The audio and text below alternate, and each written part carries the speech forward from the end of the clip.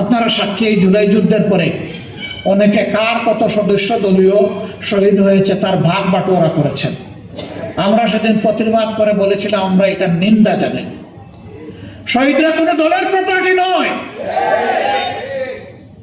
এই শহীদরা জাতির গর্বিত সম্পদ। আমরা দলীয় ভিত্তিতে কোনো ভাগ বাটোয়ারা করতে চাই না। চেষ্টা করেছি আমাদের অবস্থান থেকে শহীদ পরিবারগুলোর কাছে যাওয়ার, কিন্তু এটা দাবি করতে পারি না যে আমাদের কাছে তাদের যে হক ছিল সব আমরা আদায় করে ফেলেছি, এটা কখনো দাবি করব না। তবে এটা নির্দ্বিধায় বলবো, আগে বলেছি এখনো বলছি, ছিলাম আপনাদের সাথে পরিবারের সদস্য হিসাবে, এখনো আছে এবং থাকবো ইনশাআল্লাহ।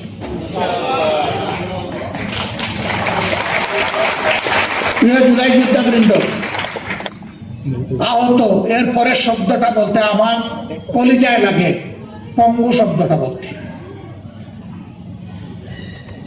আমি 7 তারিখ ঢাকা মেডিকেল কলেজে গিয়েছিলাম আহত ভাই বোনদের দেখতে। একজনের এক হাত শেষ, এক পা শেষ।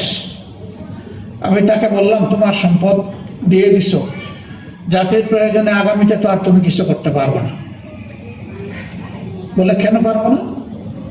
বললাম তোমার তো এক হাত এক পা শেষ, পা তোমার 60 টুকরা আর হাত তোমার কেটে ফেলেছে।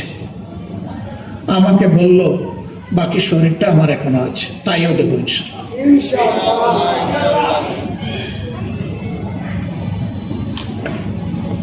এই ভাইদের প্রতি, বোনদের প্রতি আমরা গভীরভাবে কৃতজ্ঞ।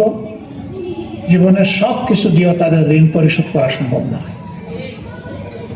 সংসদে আমরা দাবি করেছিলাম, যেহেতু সবাই মজলুম, যেহেতু মাসের পর মাস সেখানে বসে আপনারা কনসেনসাস পরিষদে, ঐক্যমত্য পরিষদে কথা বলেছেন, কমিশনে, যেহেতু আপনারাই প্রথম দাবি করেছিলেন যে আপনারা গণভোট চান, যেহেতু আপনাদের নেতাও বলেছেন যে গণভোটে হা বলেন, আমরাও বলেছি আল্লাহর রাস্তায় গণভোটটাকে ফেলে দিবেন না।